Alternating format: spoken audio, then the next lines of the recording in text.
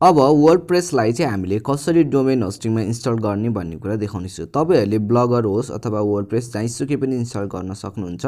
त्यसको लागि आफूले जुन डोमेन होस्टिङ बाइ गर्नुभएको छ त्यो कम्पनीमा आफूले लगाएको अकाउन्टको इमेल एड्रेसहरु राख्नु होला। मैले चाहिँ hostly.com बाट आफ्नो अकाउन्टहरु क्रिएट गरेर बाइ गरेको छु। सो म यहाँनिर आफ्नो इमेल एड्रेसहरु राखेर चाहिँ म लगइन गर्नेछु। तपाईहरु पनि लगइन गर्नु होला। यति गरिसकेपछि तपाईहरुको चाहिँ मेन इन्टरफेस खुल्छ। अब यहाँनिर तपाईहरुको चाहिँ प्रत्येक तपाईहरुले कतिवटा डोमेनहरु लिनु भएको छ, कतिवटा होस्टिङहरु लिएको छ त्यो सबै देखाउने छ। तलतिर यहाँनिर देख्नुहुन्छ एक्टिभ डोमेन्स भनेको छ। यहाँ तलतिर तल गएर सर्भिसमा हेर्दाखेरि यहाँनिर देख्न सक्नुहुन्छ Cpanell.com मेरो चाहिँ यहाँनिर एक्टिभ छ। सो म यसमा यहाँनिर क्लिक गर्नेछु। तपाईहरु पनि यस्तै इन्टरफेसहरु अरु कम्पनीबाट लिनुहुन्छ भने डिफरेन्स हुन सक्छ, तर तपाईहरुले सेम यस्तै हो। त्यसैबाट यहाँनिर लगइन टु Cpanell भनेको छ अनि लगइन टु वेबमेल भनेको छ है। तपाईहरुले Cpanell मा चाहिँ क्लिक गर्नुपर्ने हुन्छ। Cpanell मा गइसकेपछि चाहिँ तपाईहरुले आफ्नो वर्डप्रेस भयो अथवा ब्लगरलाई चाहिँ इन्स्टल गर्न सक्नुहुन्छ। अब Cpanell मा खुलिसकेपछि यहाँनिर धेरैवटा अप्सनहरु हुन्छ।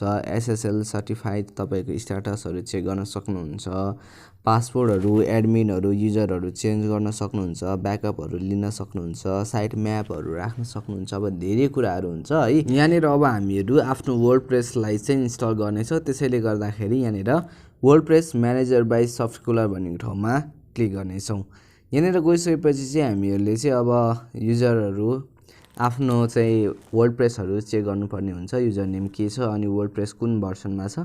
तपाईहरुले वर्डप्रेसलाई चाहिँ लेटेस्ट भर्सनमा डाउनलोड गर्नु होला। अहिले चाहिँ 6.11 चलिरहेको छ भने तपाईहरु फरक टाइममा हेर्दाखेरि त्यो डिफरेन्स पनि हुन सक्छ। जस लेटेस्टमा चाहिँ तपाईहरुले डाउनलोड गर्नु होला र डाउनलोड गरिसकेपछि तपाईहरुले माथि इन्स्टल लेखेको छ इन्स्टलमा क्लिक गर्नु होला। इन्स्टलमा क्लिक गरिसकेपछि यहाँनिर तपाईको केही समय टाइम लिन्छ। त्यसैबाट यहाँनिर हामीले ध्यान दिनुपर्ने कुराहरु चाहिँ यहाँनिर तपाईहरुको HTTPS हुनुपर्छ। त्यो चाहिँ सेक्युर हो। यदि तपाईहरुको HTTP मात्रै छ भने यसलाई चाहिँ HTTPS बनाउनु होला। त्यसैबाट तपाईहरुले वर्डप्रेसको भर्सन 6.11 देख्न सक्नुहुन्छ अनि WP लेखेकोलाई हटाउन सक्नुहुन्छ। त्यसैबाट साइट नेम भनेको छ माई ब्लग छ। अब यहाँनिर तपाईहरु चेन्ज गर्न सक्नुहुन्छ। डिस्क्रिप्सन चेन्ज गर्न सक्नुहुन्छ हैन। त्यसैबाट एडमिन युजर नेम भनेको छ है। तपाईहरुले एडमिन अनि एडमिन पासवर्ड भन्ने ठाउँमा पास नै हुन्छ। यसलाई चाहिँ चेन्ज गर्नु होला। यो चाहिँ तपाईहरुले पछि वर्डप्रेसमा लगइन गर्दाखेरि तपाईहरुको चाहिने युजर नेम पासवर्ड हो। त्यसैले गर्दाखेरि स्ट्रङ राख्नु होला, त नबिर्सिने राख्नु होला। अनि त्यसैबाट तपाईहरु यहाँ तलतिर देख्न सक्नुहुन्छ एडमिन इमेल। यहाँनिर पनि आफ्नो इमेल एड्रेस राख्नु होला। त्यसैबाट तल तपाईहरुको प्लगइनहरु ल्याङ्ग्वेजहरु भनेको छ। यहाँनिर तपाईहरुलाई प्लगइन कुन चाहिन्छ यहाँनिर पहिल्यै डाउनलोड गर्न पनि सक्नुहुन्छ भने यसलाई पछिबाट इन्स्टल पनि गर्न सकिन्छ।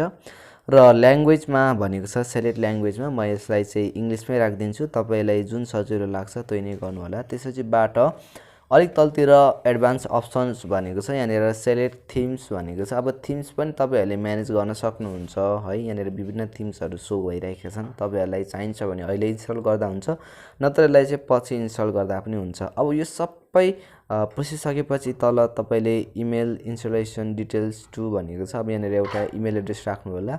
त्यसैबाट चाहिँ तपाईहरुले इन्स्टल गर्नु होला। त्यसैबाट अटोमेटिकली इन्स्टल हुन्छ। यसरी चाहिँ हामीले वर्डप्रेसलाई इन्स्टल गर्न सकिन्छ।